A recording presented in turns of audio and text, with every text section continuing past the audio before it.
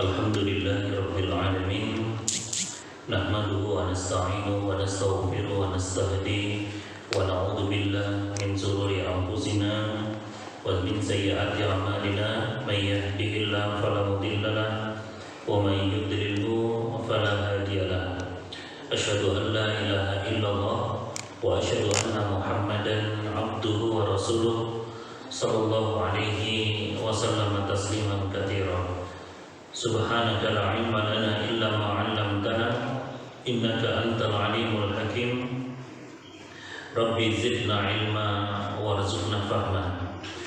Jamaah salat zuhur Masjid Al-Mi'raj yang dirahmati Allah, hari ini adalah hari Rabu tanggal 9 Ramadan tahun 1442 Hijriah atau bertepatan dengan hari Rabu tanggal 21 April tahun 2021.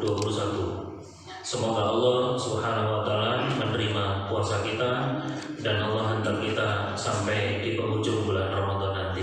Allahumma amin. Jamaah yang dirahmati Allah, masih kita lanjutkan halaman 64 dari buku Meraih Pahala Besar dengan Amalan Ringan. Kita akan membahas hadis dari sahabat Salman radhiyallahu anhu. Dia berkata, aku mendengar Rasulullah sallallahu alaihi wasallam bersabda, ribatu yaumin wa lailatin khairum min siyami syahrin wa qiyami wa in mata jara alaihi amaluhu alladhi kana ya'maluhu wa ujri alaihi rizquhu wa amina minal futtan.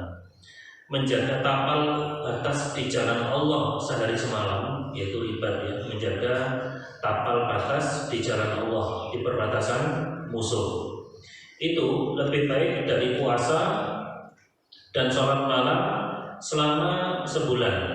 Apabila dia mati, amal perbuatan yang telah dilakukannya akan mengalirkan pahala dan akan dialirkan rezeki untuknya, serta diselamatkan dari para pemberi fitnah kubur. Jamaah dirahmati Allah, di sini adalah sebuah amalan, ya. Kalau kata Al-Imam An-Nawawi di halaman 65, inilah keutamaan yang nampak bagi orang yang berada di front depan dan pahala yang terus-menerus mengalir setelah kematiannya sebagai keutamaan khusus baginya yang tidak dimiliki oleh selainnya.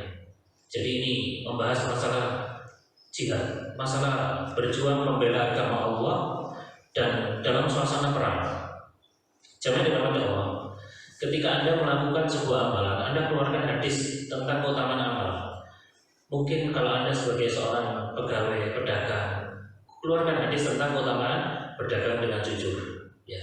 Anda sebagai seorang ibu rumah tangga, keluarkan hadis-hadis tentang keutamaan melayani suami, melayani kebutuhan anak, ya, keluarga. Keluarkan. Bagi orang yang berada di tapal batas membela medan perang di jalan Allah, baca keutamaan hadis-hadis tentang amalan yang akan dia lakukan. Bukankah kalau kita puasa membuka hadis-hadis puasa? Bukankah ketika kita mau haji buka hadis keutamaan haji dan umroh? Kalau umroh kan biasanya ada manasik dari mutawifnya, keutamaan umroh, apa yang dilakukan kalau udah umroh dan lain sebagainya. Ya.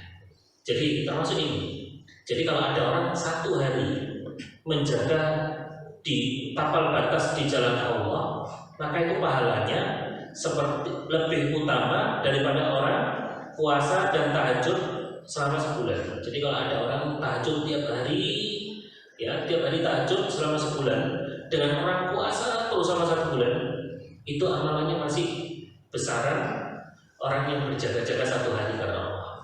Misalnya di negeri muslim yang waktu itu kalau di zaman sahabat kan karena diserang musuh sehingga para sahabat harus berjaga-jaga, bergadang, bukan main sekat, ya, bukan main kartu, ya, tapi benar-benar jaga.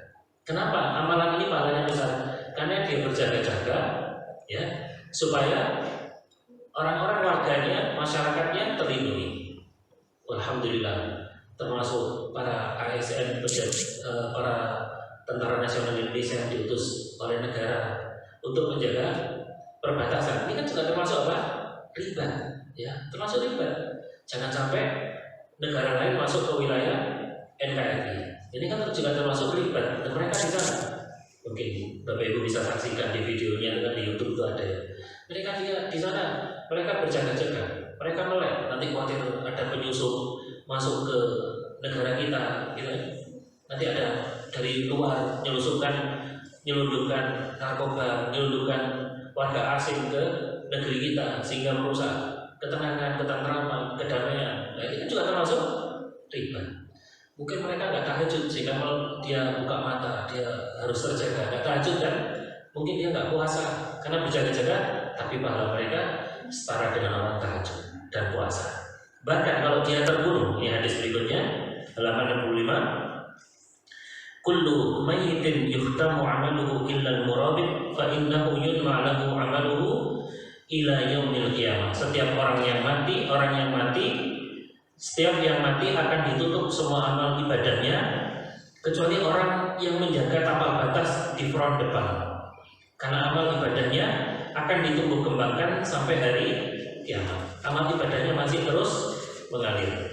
Ya, sebagaimana sabda Nabi SAW. Adapun sabda Rasulullah SAW, ujri alaihi rizquhu, akan dialirkan rezekinya sesuai dengan firman Allah, ahya'un 'inda rabbihim yurzaqun. Mereka itu hidup di sisi Rabb-nya dan mendapatkan rezeki. Masya Allah. Andai kata bapak-bapak tentara yang jaga-jaga di tapal batas negara kita, gitu kan, terus ada yang terbunuh, bahkan walaupun tidak perang ya, dia mungkin jaga-jaga di pegunungan, kemudian terjatuh mungkin ya, banyak kan cerita-cerita gitu, sehingga terluka, maka dia dalam kategori fi sabilillah, berada di jalan Allah. Kalau dia meninggal, kata Rasulullah SAW, amalnya itu diterus kembangkan, terus mengalir pahala yang dia lakukan selama hidupnya. Allah. Jamaah dirahmati Allah. Hadis berikutnya dari Abu Mas'ud Al-Ansari. Dia berkata, ada seorang laki-laki membawa unta betina yang diberi tali kekang.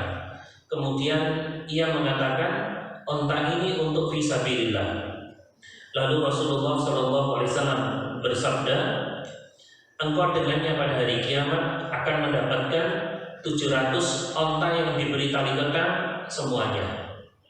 Maksud baginya pahala 700 unta adalah seperti zahir lafaz hadisnya. Dapat juga diartikan bahwa pahala yang akan ia dapatkan di surga nanti 700 ekor unta yang terkekang, dan dapat ia tunggangi sesuka hatinya kemanapun ia suka untuk berjalan-jalan, sebagaimana kuda-kuda yang ada di surga. Makna yang terakhir ini lebih mendekati makna yang dikehendaki dalam hadis ini. Wallah. Jadi ceritanya ini wakaf. Jadi ya Rasulullah, aku punya unta, ini tolong manfaatkan untuk fisabilillah. Kalau sekarang nggak ada unta kan, mungkin mobil, mungkin motor, atau ada jamaah itu rumahnya itu, Ustaz kalau saya ada rumah mau dibuat pondok tahfidz, pondok Sabtu Ahad, tolong dimanfaatkan Ustaz. Kalau ada kajian sini Ustaz ada tamu, Masya Allah, berarti rumahnya fisabilillah. Ternyata wakaf itu jamaah dirahmati Allah. Kalau disabarkan wakafnya pakai unta kan, untanya mau dikendarai, dinaiki, diperah air susunya, ya, maka itu termasuk apa? Fisabilillah. Termasuk amalan yang tidak terputus walaupun orangnya sudah meninggal dunia. Ya, maka istilah wakaf itu tidak selalu identik dengan tanah. Kan biasanya wakaf untuk masjid, wakaf untuk tanah, pondok pesantren, untuk Islamic Center, untuk panti asuhan. Ternyata wakaf itu Pak, cakupannya luas. Semua harta yang kita berikan untuk full di jalan Allah. Saya ada mobil kalau mau digunakan ambulan, saya ada mobil kalau digunakan untuk fisabilillah, untuk jemput ustaz, untuk jemput anak-anak panti. Kayak gini kan banyak yang buka bersama, ada adik panti bingung nyari kendaraan, mungkin harus sewa angkot dan lain sebagainya. Ya, maka ini termasuk harta yang dipergunakan untuk jalan Allah. Ya, saya punya Al-Quran banyak, kalau nggak terpakai saya taruh masjid aja biar orang baca, Masya Allah. Maka berbahagialah orang yang sudah mati, tapi pahalanya nggak ikut mati, dan celaka orang sudah mati, dosanya masih hidup. Orang yang paling bahagia, dia sudah mati, tapi pahalanya nggak mati, Pak. Siapa itu? Orang yang sering melakukan amal yang sifatnya produktif. Maka sering Ustaz sampaikan, Ustaz sarankan, Bapak Ibu kalau mau sedekah infak, usahakan yang produktif, Pak. yang bulan, ya, atau mungkin Al-Quran, ya, kitab-kitab yang dibahas dalam kajian. Itu Anda kalau wakuf itu termasuk merugi tuh. Anda baca, dibahas, Anda dapat kiriman pahala. Bahkan Anda mati pun Quran yang Anda berikan masih ada, masih terpakai. Ya, sajadah karpet yang Anda berikan kepada masjid tempat ibadah masih terpakai, Anda dapat kiriman pahala. Itulah pensiun yang paling indah. Mati nggak beramal soleh tapi dapat kiriman pahala. Allah, ya. Jamaah dirahmati Allah. Selanjutnya dari Abu Hurairah, ia berkata, kita terjemahkan langsung. Seorang sahabat Rasulullah SAW berjalan melewati sebuah gunung yang di dalamnya terdapat mata air yang jernih. Maka dia takjub dengan kejernihan air yang ada di mata air itu. Kemudian dia mengatakan, seandainya aku mengasingkan diri dari manusia dan tinggal di tempat ini, tapi aku tidak akan melakukan yang sampai aku meminta izin kepada Rasulullah SAW. Jadi sahabat ini berjalan di sebuah gunung, ya, terus kan di gunung itu kan enak, di pemandangan pedesaan, bukit gitu ya, banyak tenangnya, ada air yang mengalir, air terjun. Terus sahabat ini batin, ya, aku enak tinggal di sini. Biasanya kan kalau masyarakat kota kan gitu ya, begitu ke pegunungan enak mesti tinggal di sini, orang ngurusi menungso, ya, capek gitu omongannya orang, mesti tak menyendiri aja, saya uzlah saja. Saya mau melakukan sampai saya tanya pada Rasulullah. Dia pun menceritakan hal itu kepada Rasulullah SAW. Kemudian minta izin, ya Rasulullah, saya mau menyendiri saja, capek saja. Apa kata Nabi? Jangan kamu lakukan. Sesungguhnya tinggalnya seseorang di jalan Allah lebih utama dari sholat di dalam rumahnya selama 70 tahun. Apakah kalian tidak ingin agar Allah Subhanahu wa Ta'ala mengampuni dosa-dosa kalian dan menempatkan kalian di dalam surga? Berperanglah di jalan Allah. Barang siapa berjuang di jalan Allah meski hanya sebentar saja, berada di atas ontanya, maka dia berhak mendapatkan surga. Ini ada beberapa faedah dari hadis ini, ya. Di antara faedah yang pertama, sahabat ini kan izin, Pak, mau beruzlah, mengasingkan diri, biar enggak ada omongan orang. Kalau hidup di masyarakat kan gitu kan, ada pro kontra, ada setuju nggak setuju, ada yang senang nggak senang. Sama Nabi, kamu jangan kamu beruzlah, mengasingkan diri. Apalagi ada sebuah hadis, Pak, al-muslim yukhalitu bin nas wa yasbiruna ala adanihim khairun minal muslim alladziina la yukhalituna bin nas wa la yasbiruna ala adanihim. Seorang muslim yang bergaul dengan manusia, bermasyarakat, ya, bersosial, dan sabar dengan apa yang terjadi di masyarakat itu lebih baik, lebih bagus daripada orang muslim yang tidak mau gaul dan tidak sabar dengan apa yang terjadi di masyarakat. Berarti hidup sosial itu lebih baik, ya, dan sabar di kehidupan sosial. Kalau kita tinggal di kampung, di perumahan, Anda jangan berharap selamat dari omongan orang. Mesti ono aja sing ngomong, ya. Datang salah, nggak datang salah, nyumbang salah, nggak nyumbang salah, pengajian salah, nggak teko salah. Memang begitu kan, semua manusia itu gitu, nggak ada benarnya. Kata Imam Syafi'i, ridwan nas ghayatun la tudra. Membuat manusia ridho itu tujuan yang mustahil tercapai. Nggak mungkin semua orang senang sama saya, nggak mungkin semua orang senang sama Anda, nggak mungkin di komplek semua orang itu senang sama Anda. Pasti orang sih nggak senang. Kadang-kadang kan nggak fair, ya, tanya sama seorang, bagaimana si fulan itu, ketemu orang yang benci fulan, si fulan gimana? Tuh guru itu akhlaknya itu sojok konco, diceritakan kejelekan, dan Anda kebetulan ketemu orang yang benci sama orang yang Anda tanya, sehingga dia tidak menyebutkan satupun kebaikan. Sebaliknya kalau Anda bertanya pada seseorang tentang kebaikannya, ketemu orang dan dia senang dengan orang itu, sing diceritakan sing api-api itu. Jadi jamaah dirahmati Allah, hadis ini memberikan faedah, ya, di antaranya kumpul sama manusia dan sabar dengan ujian yang ada di situ itu lebih baik daripada nggak kumpul. Namanya hidup di masyarakat itu pasti ada pro kontra. Simpelnya, ya, dalam Islam itu, ya, dalam adab bermuamalah bermasyarakat, Tolong penuhi hak dan kewajiban tetangga, tapi nggak usah urusin privasi tetangga. Nah itu kan, yang bikin geger itu kan urusin privasi tetangga. Kewajiban penuhi. Anda sebagai warga perkampungan, rumah tempat tinggal Anda di RT dan RW Anda ada iuran, ya iuran sampah, iuran atau iuran warga, Anda penuhi. Itu hak kan? Ya, kewajiban Anda kan? Maka Anda juga nggak perlu ngurusin urusan orang. Kalau ada tetangga yang meninggal kita takziah, ada tetangga yang sakit kita doakan, ya, ada tetangga yang kekurangan kita bantu. Ono tonggo rabi meneh ora usah ngurus. Ono tonggo tuku mobil meneh, ya, nyicil 10 tahun ora usah ngurus, ya. Ono tonggo rabi karo rondo tuwek garek kubur karo mati bisa diurus. Biasanya besok kan diurusi kabeh. Lah itu yang bikin geger ya, insyaallah. Makanya Nabi mengatakan ini ya, ini poin ya. Kadang-kadang ada orang wis laku kumpul, tidak perlu, tetap kita kau. Ya di masyarakat walaupun ada pro kontra, ada senang nggak senang itu wajar. Anda sabar berkumpul itu lebih baik daripada Anda nggak kumpul dan nggak sabar dengan ujian mereka. Allah. Jamaah dirahmati Allah. Hadis berikutnya dari Zaid bin Khalid bahwasanya Rasulullah SAW bersabda, "Man jahaza ghaziyan fi sabilillah faqad ghaza, wa man khalafa ghaziyan fi sabilillah bi khairin faqad ghaza." Barang siapa yang menyiapkan keperluan orang untuk berperang di jalan Allah Subhanahu wa taala, maka dia telah mendapat pahala berperang. Barang siapa menggantikan sebagai pemberi nafkah untuk keluarga orang yang berperang dengan suatu kebaikan, maka dia juga telah mendapatkan pahala berperang. Coba Anda lihat dalam hadis ini luar biasa.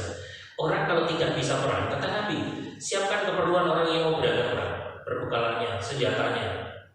Kalau dia nggak bisa berangkat perang, penuhi kebutuhan keluarga yang ditinggalkan.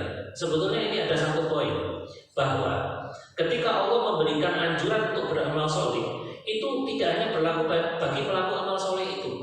Orang yang dukung amal soleh itu, dia juga mendapatkan pahala. Mungkin ada di antara kita ya yang hadir di sini, ya, mungkin dia ingin ngaji di sini, tapi nggak bisa hadir ke pengajian karena pandemi atau mungkin karena halangan karena kerja. Mungkin ada kan bapak dosen sebetulnya ingin ngaji di sini, kan mereka terang, saya mau nyiapkan aja buku-bukunya kalau di kajian-kajian saya gitu, ada jamaah yang datang pengajian tapi nyiapkan mejanya, tapi nyiapkan alat syutingnya, konsumsinya, tapi dia nggak bisa datang, maka dia termasuk orang yang hadir ke majelis. Intinya poin yang perlu disampaikan sini, Anda kalau tidak bisa melakukan sebuah amalan, Anda harus punya kontribusi. Masjid lagi bangun, setidaknya bantu, doalah, tukanglah, atau opini tukang, atau konsumsinya, gitu kan. Jangan misalnya bantu komen, kan biasanya masyarakat kan gitu ya. Istilah nyumbang, orang ngewani, komen mana, masya Allah. Urip lah, dan mesti ada ya, orang kayak gitu itu ada ya, insya Allah. Ini kan hadisnya kan nggak bisa berang, bantu orang berang, nggak bisa bantu, cukupi keluarga ya ditinggalkan, nggak bisa ngaji, fasilitasi, konsumsinya, mejanya tata, bukunya sedia itu kan sama, Anda walaupun nggak bisa datang ke pengajian. Selanjutnya, ini ada hadis bagus ya, dari Sahal bin Hunayf bahwasanya Rasulullah SAW bersabda, "Man sa'ala syahadata bi sidqin ballaghahu Allahu manazil syuhada wa imma ta'ala firasyi." Barang siapa memohon kepada Allah mati syahid dengan permohonan yang tulus, maka Allah akan menempatkannya dalam tingkatan orang yang mati syahid meskipun dia mati di atas tempat tidurnya. Yakni siapa yang memohon dengan tulus agar dapat mati syahid, niscaya ia diberi pahala sebagaimana para syuhada sekalipun dia mati di atas tempat tidurnya, bukan dalam peperangan. Dalam hadis ini terdapat anjuran untuk mohon mati syahid dan berniat yang baik. Alhamdulillah Indonesia ini aman, tidak ada perang. Ya kita nggak boleh ngawali perang, gitu kan? Dalam hadis itu pokoknya kalau nggak ada perang jangan ngawali perang, kalau nggak ada musuh jangan cari musuh. Ada musuh hadapi, gitu kan? Anda nggak diuji jangan minta diuji. Ada ujian hadapi. Demikian pula ini Indonesia aman, nggak ada huru-hara, nggak ada konflik internal ataupun eksternal. Kita bersyukur, tapi tetap berdoa minta mati syahid. Kenapa? Ini anjuran Rasulullah. Anda tahu Umar bin Khattab? Beliau itu pagi, siang, sore, malam rajin berdoa supaya diwafatkan mati syahid. Di antara doanya Umar bin Khattab yang paling terkenal, Allahumma rzuqni syahadata fi sabili. wa amitni fi baladi Rasulika sallallahu alaihi wasallam. Wahai Allah, wafatkan aku mati syahid di jalanmu ya Allah, dan wafatkan aku mati di negeri Rasulullah sallallahu alaihi wasallam. Beliau berdoa itu Pak, padahal waktu itu Madinah itu aman, nggak ada konflik. Sampai para sahabat yang lainnya, wahai Umar, kamu nggak salah. Seperti Umar berdoa di Madinah nggak ada perang waktu itu, aman Pak, nggak ada konflik. Tapi beliau minta mati syahid. Seperti Indonesia aman, kita minta mati syahid. Kata Nabi, engkau akan diwafatkan mati syahid walaupun mati di ranjang, di kasur. Umar itu minta mati syahid Pak, dan Allah Subhanahu wa taala wafatkan bukan di medan perang. Beliau diwafatkan di kasurnya, yaitu setelah imami sholat subuh ditusuk oleh Abu Lu'lu' al-Majusi. Ya, ditusuk beberapa kali tusukan sampai menyebabkan beliau sakit kurang lebih sehari 2 hari, yang kemudian menyebabkan beliau meninggal dunia. Kenapa? Karena beliau tiap hari berdoa, ya Allah wafatkan hamba dalam keadaan syahid, ya Allah wafatkan mati syahid. Pagi, siang, sore beliau berdoa seperti itu. Allah tahu kejujurannya, Allah wafatkan dia mati syahid walaupun tidak di medan perang. Ya walaupun Indonesia aman, ada berdoa seperti ini. Karena ingat loh, orang kalau nggak pernah terbesit ingin membela agama Allah, kata Nabi SAW, faqad mata maitatan minan nifaq, dia mati dalam keadaan cabang kemunafikan. Ya, jadi walaupun Indonesia aman, Anda tetap berdoa, ya Allah wafatkan dalam keadaan syahid. Kan syahid kan banyak kan, syahid dunia, syahid akhirat, sakit perut juga syahid, sakit kena taun juga syahid. Syahid kan orang yang terkena wabah itu kan termasuk syahid. Orang tenggelam juga syahid, orang mati terbakar juga syahid, orang mati melahirkan syahid, orang mati kena penyakit perut, kena penyakit radang juga syahid. Ya, jadi syahid tidak selalu identik dengan peperangan. Dan yang terakhir, hadis dari Al-Bara, dia berkata, nah hadis ini yang melatar belakangi ditulisnya buku ini yang dulu sudah pernah kita bahas. Ja'a rajulun min bani Nabi Qabil min al-Ansar, seorang laki-laki dari Bani An-Nabi, salah satu kabilah kaum Ansar, berkata, aku bersaksi, berkata kepada Nabi SAW, faqala asyhadu an la ilaha illallah wa annaka abduhu wa rasuluhu. Aku bersaksi bahwa tidak ada Tuhan yang berhak disembah selain Allah, dan engkau adalah hamba dan utusannya. Kemudian tsumma taqaddama faqatala hatta qutila, kemudian dia maju berperang hingga terbunuh, hatta qutila. Faqala Nabi sallallahu alaihi wasallam, amila hadza yasiran wa ujira katsiran. Maka Rasulullah sallallahu alaihi wasallam bersabda, orang ini melakukan sesuatu yang ringan tapi dia diberi pahala yang banyak. Jadi hadis ini sudah kita bacakan di awal kajian ketika kita membedah buku ini, yaitu yang melatar belakangi ditulisnya hadis ini.